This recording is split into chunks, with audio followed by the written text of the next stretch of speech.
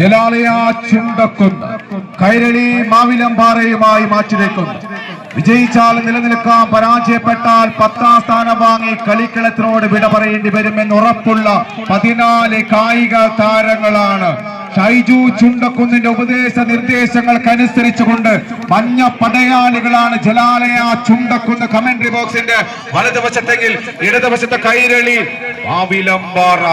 കൈയടിച്ചു മാത്രം സ്വീകരിക്കേണ്ട മത്സര പടക്കളം തന്നെയാണ്. ചന്ദനമണിക്കട്ടില് ചിന്തൂരം ചാലി ചിക്കാലിയിട്ട് വെള്ളാരം കല്ലിന്റെ മൂർച്ച കൊണ്ട് ഭൂലോകത്തെ വിസ്മയിപ്പിച്ച തച്ചനിൽ തച്ചനായ പെരുന്തച്ചന്റെ കരവിരുതുമായി ഈ കളിക്കളത്തിലേക്ക് കാലൂന്നി കടന്നു പോകുന്ന പടയാളി കൂട്ടങ്ങൾ. കൈരളി മാവിലമ്പാറ ഒരു പുറത്ത് പത്തടിയുടെ വിജയം മാത്രം ലക്ഷ്യമാക്കി കടന്നു പോകുന്നെങ്കിൽ അങ്ങനെയൊന്നും വിട്ടുകൊടുക്കാതെ ഈ കളിക്കളത്തിൽ പടയും പടക്കോപ്പുകളുമായി പടക്കളം പിടിച്ചെടുന്ന ജലാലയ ചുണ്ടക്കുന്നിന്റെ മഞ്ഞ പടയാളികൾ കൈയടിച്ച് മാത്രം സ്വീകരിച്ച്. ആഹാ, ഇതാണ് മത്സരം, ഇങ്ങനെയാണ് മത്സരം.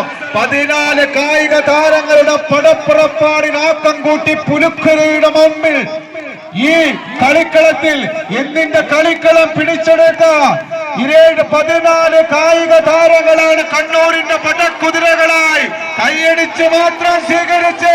ചുണ്ടക്കുന്നാണോ അതോ മാവിലമ്പാറയാണോ?